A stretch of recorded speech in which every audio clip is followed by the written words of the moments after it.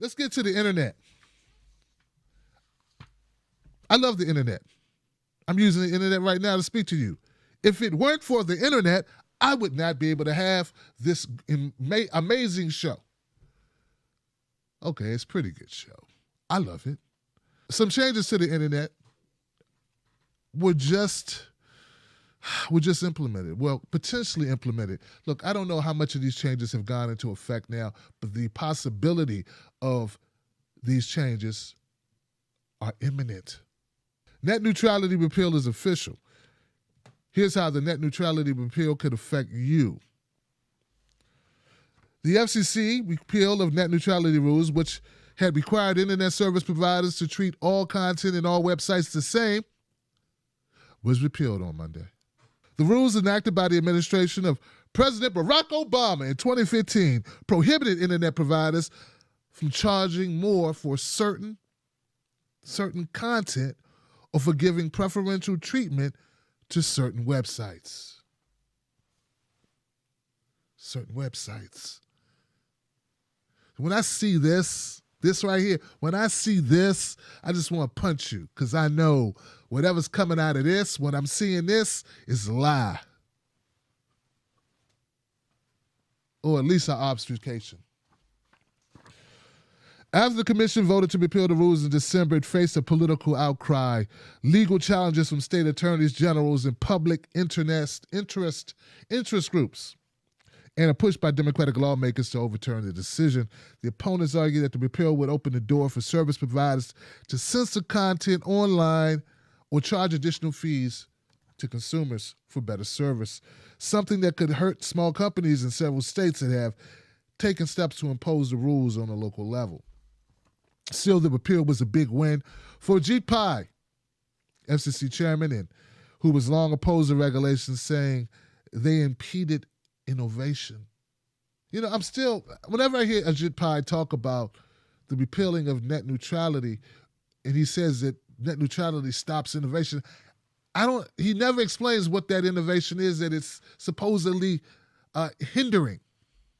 You mean the innovation of, bundling services such as social media packages? Well, if you want to get to Twitter and Facebook and Instagram, you got to pay a certain amount of money. It's an internet social media package deal we're going to give you, and then the rest of the internet's another price. Or maybe you'll charge more for, access to porn, or maybe access to the news, or maybe access to TimberlakeTV.com. I don't know. Like, you never say specifically.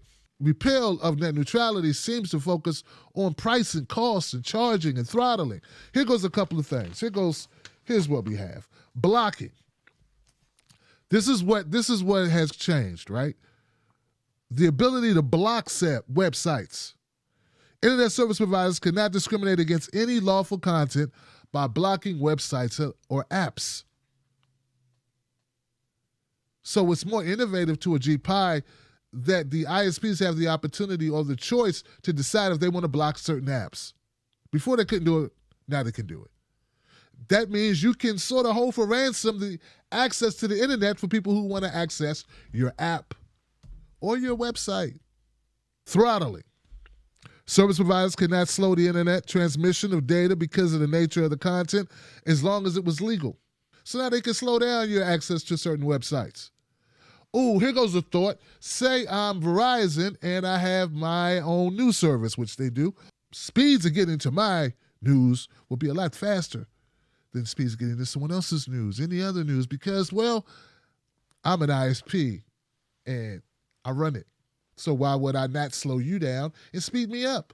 And when it comes to consumers who all they want to do is get the most information as quickly as possible, why would they go with the slower website? I mean, if they had a choice. Last but not least, same thing, paid prioritization. Service providers could not create an internet fast lane for companies and consumers who pay premiums and a slow lane for those who didn't. All right. So now they can. Now they can charge. You can have, we're going to give you the diamond level access, diamond level speed, and gold level speed. Now, I just purchased a package of from my provider, Xfinity, Comcast, where it's a gigabyte. It's a gigabyte because I need it for business, so I cut my cable off. I don't care about cable, but I need internet. This is how I survive. This is how I do what I do. So there's going to be more packages like this where you can get a faster speed, right, of access to the internet, which puts others at a disadvantage. I mean, it's almost to the point where whatever they charge me to have access to the internet, I have to pay. I mean, over everything, clothes, food, whatever, because that's the only way I can conduct business online, and that's kind of what I do. Certain states are challenging the federal ruling.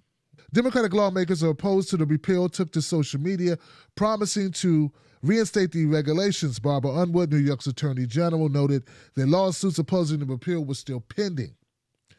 The people saying we can't pass a resolution to hashtag save the internet in the House are the same people who were saying we could not do it in the Senate. Senator Ed Markey of Massachusetts wrote on Twitter, "Ignore them and just keep fighting." Now, for some reason, this has become a political issue, a bipartisan issue. Well, a partisan issue, not bipartisan, partisan issue. Republicans, still others, cheered the rollback, like Brenda Carr, Republican member of the FCC, said on Twitter, "Americans are passionate about the free and open internet.